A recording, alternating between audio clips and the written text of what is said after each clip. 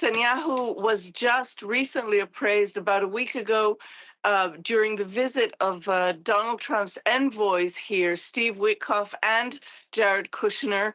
And he already met them late last night upon arrival in Washington, D.C. But the prime minister has put an emphasis on his need, as he put it, to explain to the United States that Israel needs full military autonomy. In other words, basically not to be held by the terms of any deal that the United States might sign with Iran. This may be in part a response to the fact that Israel's demands, both regarding Iran and to a great extent regarding Gaza, have simply been ignored in recent weeks by the United States.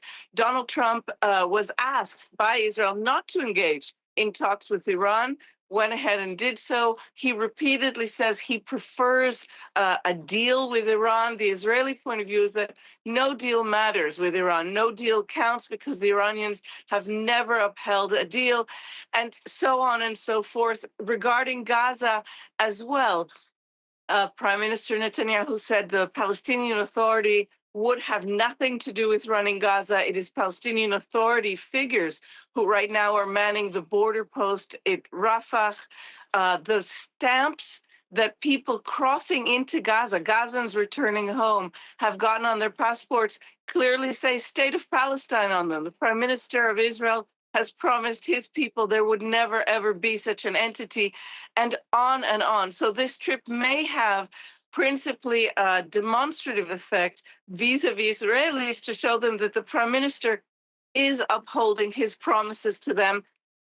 The Israeli media watchdog, the Seventh Eye, pointed out yesterday that referred to Israeli media, that while all journalists, most reporters, everyone is covering this visit using the terms presented by Netanyahu as if it were about Iran and Gaza, that we should not forget that the most pressing issue for Prime Minister Netanyahu vis-a-vis Donald Trump is Netanyahu's request that Trump help Netanyahu get a pardon, in effect, cancel the corruption law that Netanyahu is skipping this week by going to Washington, and that this may actually have a much bigger part of this visit than we currently know. We do know that last night, even as the White House and the Netanyahu government were exchanging tit for tats over the West Bank, that the Israeli government offered to shower Donald Trump with prizes, with a specially created Israel Prize, offered to allow him the honor of carrying a torch on Israel's Independence Day, and all kind of little buttering up exercises of this type.